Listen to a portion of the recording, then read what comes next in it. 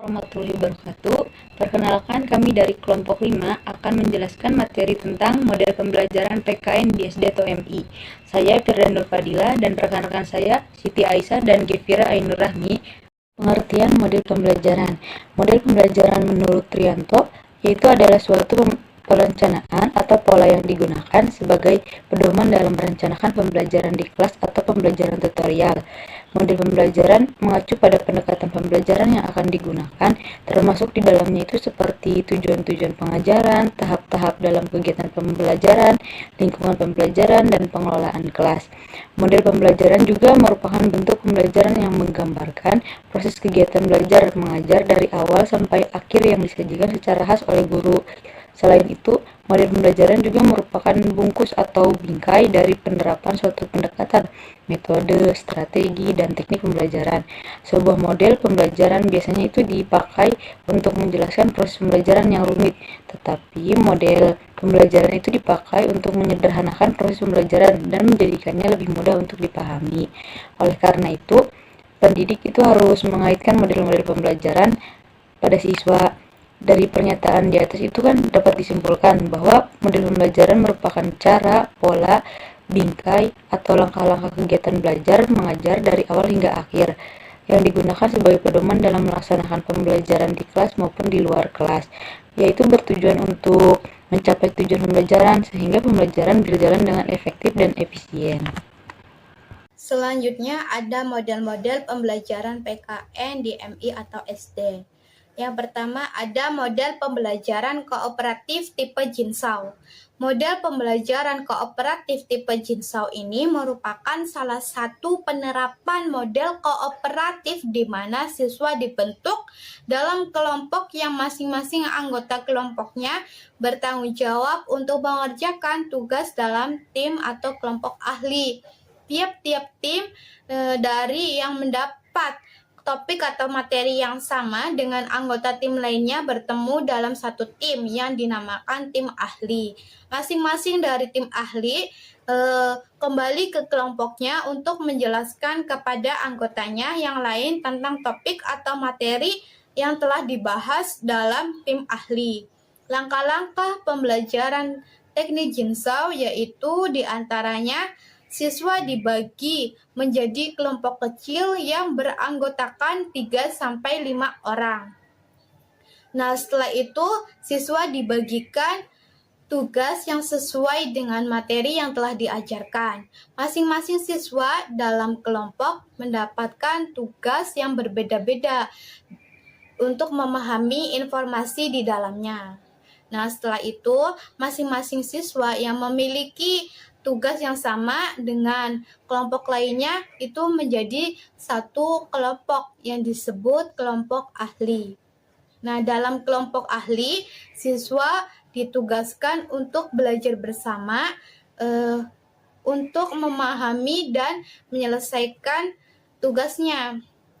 Nah, apabila tugasnya sudah selesai, siswa diberi kesempatan secara bergilir untuk menyampaikan hasil dari tugas yang tadi telah dibahas di kelompok ahli kepada kelompok yang awal. Pembelajaran kooperatif tipe Jinsau memiliki kelebihan, diantaranya meningkatkan kemampuan siswa dalam mengungkapkan ide atau strategi dalam memecahkan masalah tanpa rasa takut. Yang kedua, lebih banyak berdiskusi dan berargumentasi karena siswa memiliki kesempatan untuk berdiskusi dan menjelaskan informasi kepada masing-masing kelompok.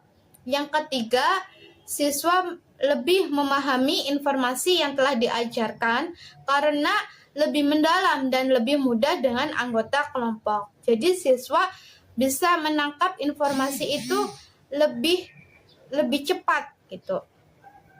Nah, adapun kelemahan dari teknik Jinsau ini diantaranya siswa yang kurang percaya diri dalam berkomunikasi akan sulit berbagi informasi dengan teman sebayanya. Terus siswa yang kemampuan membaca dan berpikirnya kurang akan menghadapi masalah. Yang ketiga, teknik Jigsaw ini menghabiskan banyak waktu dan kelas menjadi ramai. Jadi sebenarnya kurang kondusif gitu. Yang kedua, ada model pembelajaran bermain peran. Model pembelajaran bermain peran adalah suatu metode pembelajaran yang di dalamnya terdapat perilaku berpura-pura atau berakting dari si siswa sesuai dengan peran yang telah ditentukan, di mana siswa menirukan situasi dari tokoh-tokoh sedemikian rupa dengan tujuan mendramatisasikan dan mengekspresikan tingkah laku, ungkapan, gerak-gerik seseorang dalam hubungan sosial antar manusia. Nah, model ini dalam penerapannya pada pembelajaran PKN adalah suatu bentuk permainan pendidikan yang dimanfaatkan untuk menjelaskan sikap-sikap, tingkah laku, nilai-nilai moral dalam kehidupan bermasyarakat dengan menghayati perasaan orang lain. Langkah-langkah model pembelajaran bermain peran yaitu terdapat 7 langkah, yaitu yang pertama, menghangatkan suasana dan memotivasi siswa. Motivasi merupakan dorongan yang terdapat dalam diri seseorang untuk mengadakan perubahan demi mencapai tujuan tertentu. Tahap ini lebih banyak dimaksudkan untuk memotivasi siswa agar tertarik kepada masalah karena dalam tahap ini sangat penting untuk bermain peran dan menentukan keberhasilan. Yang kedua, memilih peran. Nah, pada tahap ini siswa dan guru mendeskripsikan berbagai watak atau karakter, apa yang mereka suka, bagaimana mereka merasakan, dan apa yang harus mereka kerjakan. Kemudian, para siswa diberi kesempatan secara sukarela untuk menjadi pemeran. Yang ketiga, menyusun tahap-tahap peran. Nah, dalam hal ini menyusun tahap-tahap baru. Dalam tahap ini, para pemeran menyusun garis-garis besar adegan yang akan dimainkan. Yang keempat, menyiapkan pengamat. Nah, menyiapkan pengamat ini sebaiknya disiapkan secara matang dan terlibat dalam cerita yang akan dimainkan agar semua peserta didik turut mengalami dan menghayati peran yang dimainkan dan aktif mendiskusikannya. Yang kelima, pemeran. Pada tahap ini, para siswa mulai beraksi secara spontan sesuai dengan peran masing-masing. Pemeran dapat berhenti apabila para siswa telah merasa cukup. Yang keenam yaitu diskusi dan evaluasi. Setelah melakukan bermain peran, langkah berikutnya yaitu para pemain diminta untuk mengemukakan perasaan mereka tentang peran yang telah dimainkan. Demikian pula dengan siswa yang lain. Diskusi dimulai dengan melontarkan sebuah pertanyaan kepada para siswa dan siswa akan terpancing untuk berdiskusi. Yang terakhir, membagi pengalaman dan mengambil kesimpulan. Dalam tahap ini, siswa saling mengemukakan pengalaman hidupnya dalam berhadapan dengan orang tua, guru, teman, dan sebagainya. Semua pengalaman siswa dapat diungkap atau muncul secara spontan. Nah, ada kelebihan dalam model pembelajaran bermain peran ini, yaitu yang pertama, menarik perhatian siswa karena masalah sosial berguna bagi mereka. Yang kedua, siswa berperan seperti orang lain sehingga dia dapat merasakan perasaan orang lain, mengakui pendapat orang itu, saling mengerti, tegang rasa, dan toleransi. Yang ketiga, berpikir dan bertindak kreatif. Yang keempat, memecahkan masalah yang dihadapi secara realistis karena siswa dapat menghayatinya. Yang kelima, merangsang perkembangan kemajuan berpikir siswa untuk menyelesaikan suatu masalah yang dihadapi dengan tepat.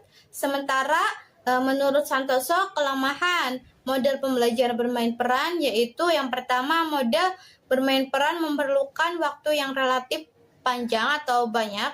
Yang kedua, memerlukan kreativitas dan daya kreasi yang tinggi dari pihak guru maupun murid. Dan ini tidak semua guru memilikinya. Yang ketiga, tidak semua materi pembelajaran itu dapat disajikan melalui metode bermain peran ini.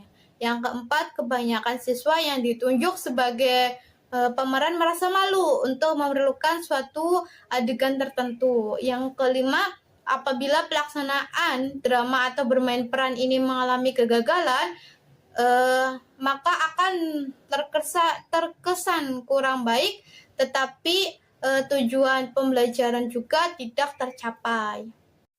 Selanjutnya yaitu model pembelajaran VCT atau Value Classification Technique. Menurut Sanjaya VCT itu merupakan teknik pengajaran untuk membaca siswa dalam mencari dan menentukan suatu nilai yang dianggap baik dalam menghadapi suatu permasalahan melalui proses menganalisis nilai yang sudah tidak ada dan ketentaman dalam diri siswa. VCT itu menjadi sebuah model pembelajaran sikap dengan memfokuskannya pada upaya untuk menanamkan nilai-nilai lewat suatu proses dalam menganalisis nilai yang telah ada dalam diri peserta didik untuk setelahnya disesuaikan dan diduplikatkan dengan nilai baru yang dilunak ditanam dalam diri peserta didik. Proses pembelajaran VCT itu pada umumnya meliputi ada 7 aspek. Yang pertama, kebebasan memilih. Pada tingkat ini terdapat 3 tahapan kegiatan yang harus dijalankan, yaitu yang pertama memilih secara bebas. Siswa artinya kesempatan untuk menentukan pilihan yang menurutnya baik. Nilai yang dipaksakan tidak akan menjadi miliknya secara penuh. Yang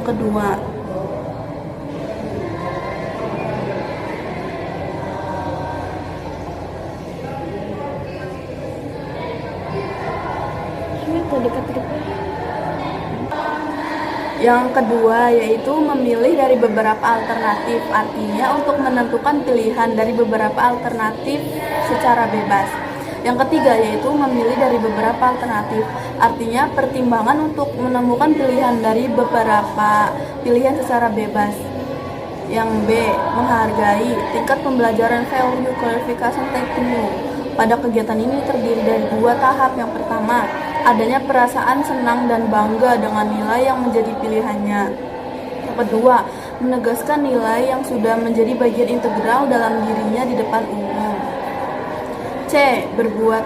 Tahap terakhir dalam model pembelajaran VCT. Yang pertama yaitu kemauan dan kemampuan yang mencoba melaksanakannya. Yang kedua, mengulangi perilaku sesuai dengan nilai pilihannya. Memiliki kelebihannya sendiri, yaitu yang pertama, membantu siswa untuk memproses, menyadari, dan mengidentifikasi nilai-nilai mereka sendiri. Yang kedua, membantu siswa supaya mereka mampu berkomunikasi secara terbuka. Nilai mereka terbuka, jujur dengan orang lain, berhubungan dengan nilai-nilainya sendiri. Yang ketiga, membantu siswa supaya mampu menggunakan secara bersama-sama kemampuan berpikir nasional dan kesadaran emosional. Adapun yaitu kelemahannya, yang pertama, apabila guru atau dosen tidak memiliki kemampuan melibatkan peserta didik dengan keterbukaan, saling pengertian, dan penuh kehangatan muka, siswa akan memunculkan sikap semua atau intimidasi palsu.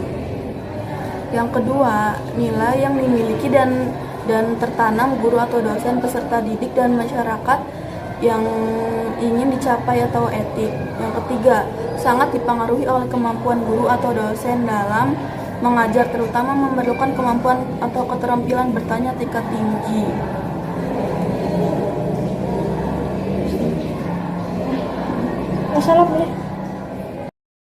Selanjutnya yaitu kesimpulan. Pembelajaran pendidikan kewarganegaraan atau PKN di SD atau MI memegang peranan penting dalam membentuk karakter siswa sebagai negara yang cerdas, bertanggung jawab, dan berakhlak mulia. Untuk mencapai tujuan tersebut itu diperlukan model pembelajaran yang tepat dan inovatif agar proses belajar menjadi menarik dan efektif. Terdapat beberapa model pembelajaran yang dapat diterapkan dalam pembelajaran PKN di SD atau MI, diantaranya yaitu yang pertama, model kooperatif tipe Jigsaw. Model kooperatif tipe Jigsaw itu menekankan kerjasama tim dan tanggung jawab individu melalui pembentukan kelompok asal dan kelompok ahli. Model ini tuh efektif dalam menumbuhkan semangat kebersamaan dan menghargai perbedaan. Yang kedua itu model bermain peran. Model pembelajaran ini itu memungkinkan siswa menghayati nilai-nilai moral dan sosial melalui peran-peran tertentu. Yang ketiga itu model inquiry. Model inquiry itu mendorong siswa untuk berpikir ilmiah dalam memecahkan masalah melalui tahapan merumuskan masalah, membuat hipotesis, mengumpulkan data, dan menarik kesimpulan. Dan yang terakhir yaitu model VCT. Model pembelajaran ini membantu siswa dalam mengenali, memilih, dan menghayati nilai-nilai dalam kehidupan melalui proses refleksi dan klarifikasi nilai. Sekian penjelasan dari kelompok kami, kurang dan lebihnya mohon maaf. Wassalamualaikum warahmatullahi wabarakatuh.